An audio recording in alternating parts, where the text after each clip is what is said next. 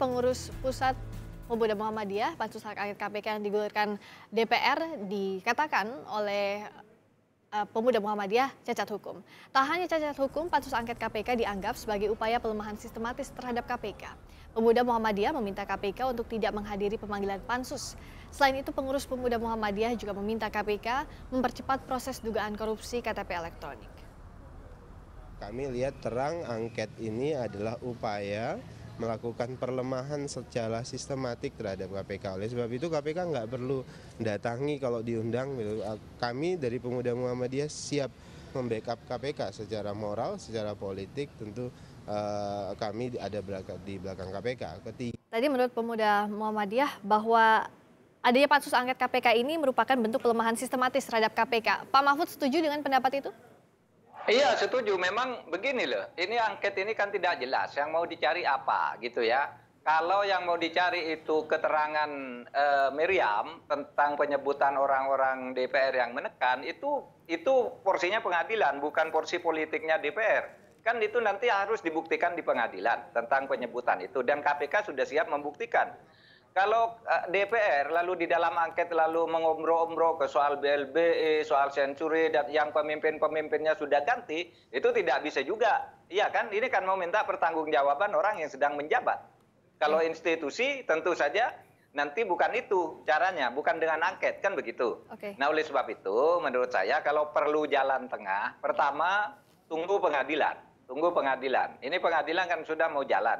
Ini urusan pembuktian itu sepenuhnya menjadi wewenang KPK. Yang kedua, tunggu kejelasan hukum dulu. Ini ada masalah inkonstitusionalitas dan ada masalah ilegalitas. Itu nanti nunggu mungkin ada yang akan menggugat judicial review dulu ke Mahkamah Konstitusi untuk menjelaskan konstitusionalitasnya dan akan menggugat ke PT UN untuk menjelaskan ilegalitasnya. Jadi masalah konstitusionalitas satu, masalah ilegalitas satu. Gitu. Nah, meskipun saat ini Pansus Angket KPK bersikukuh bahwa semestinya dihargai panggilan dari Pansus Angket KPK di DPR sehingga tidak ada ketegangan antara dua institusi ini, Pak Mahfud. Wajib dihargai panggilan DPR kalau pansusnya itu legal. Ini KPK kan DPR kan tidak pernah menjelaskan. Persyaratan membentuk pansus itu dipersoalkan tapi tidak pernah dijawab. Misalnya bahwa di dalam pansus itu menurut pasal 201 ayat 2 harus ada unsur semua fraksi. Ini hanya ada 7 fraksi, 3 fraksi tidak mengirim. Itu tidak dijelaskan. Bagaimana dia menafsirkan bahwa pansus itu legal kalau itu saja tidak dipenuhi. Belum lagi objek apa yang diangketkan itu kan satu syaratnya harus masalah yang sangat penting, yang kedua strategis, yang ketiga mempunyai pengaruh yang luas, dampak yang luas. Ini apa? Urusan Miriam Haryani itu kan bukan soal-soal yang luar biasa. Ini soal sepele aja, soal prosedur biasa di pengadilan. Gitu, Siska. Ya baik, apa jadinya kalau menurut Pak Jamin juga pemanggilan Miriam ini justru mengganggu proses hukum yang sedang berlangsung? Ya artinya proses hukum dalam konteks hukum acara pidana, kewenangan untuk memberikan keterangan seorang yang dianggap sebagai tersangka ya itu dalam lingkup penyidik. Jadi kalau dia mau keluar, mau melakukan apapun, mau dipanggil, harus izin daripada penyidik. Nah izin itu kan bisa diberikan, bisa enggak begitu. Artinya KPK bisa memberikan izin kepada seseorang untuk memberi keterangan ke tempat lain. Tapi kalau tidak diberi izin maka ya tidak bisa memberikan. Cuma permasalahannya ini adalah ranah politik begitu ya. Jadi ranah politik yang ingin mendengarkan keterangan orang sedang dalam tahanan. Pertanyaannya kalau nggak diberikan ada dampaknya politik. Kalau diberikan ya tentu dianggap sebagai jurisprudensi yang buruk nanti bagi KPK. Seandainya nanti ada kasus lain sudah pernah dilakukan. Ini kan jadi buah si malakama dua pilihan KPK, ini. Mana yang terbaik dari terburuk? Saya kira tadi Pak Mahfud sudah menerangkan mereka akan melakukan upaya hukum tentang absah legalitas daripada pansus ini dengan mengajukan contohnya ke PT UN.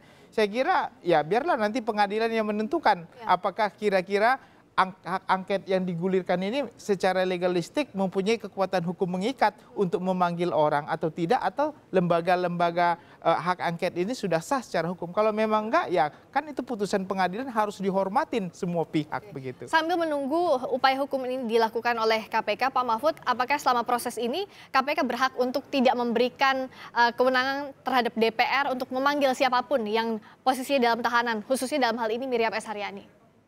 Ya, menurut saya berhak, karena sekarang Miriam S. Haryani itu berada secara yuridis, berundang-undang berada di bawah penguasaan KPK, yaitu menjadi tawanan atau tahanan KPK.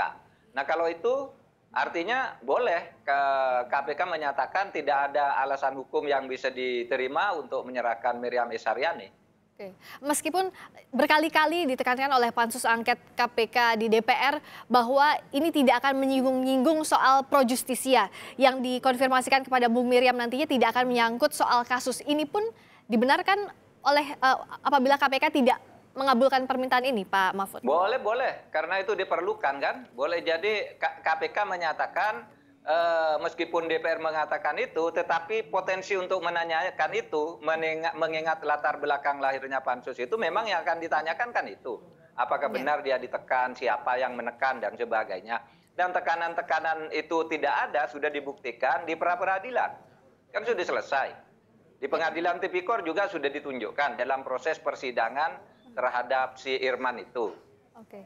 Jadi ditunggu aja proses pemeriksaan langsung terhadap Miriam di pengadilan.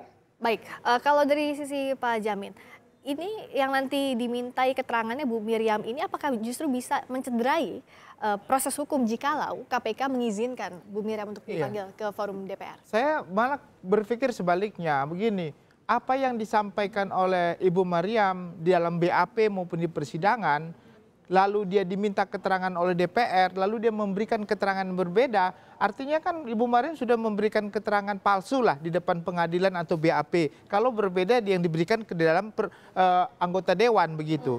Jadi sebenarnya tidak ada kekhawatiran, cuma satu saja kekhawatiran bahwasanya mereka tidak setuju terhadap keberadaan pansus angket dan legalitasnya, dan tidak mau menjadi jurisprudensi buruk nantinya ke depan kalau orang ditahan lalu bisa dipanggil oleh KPK, oleh DPR dan diberikan.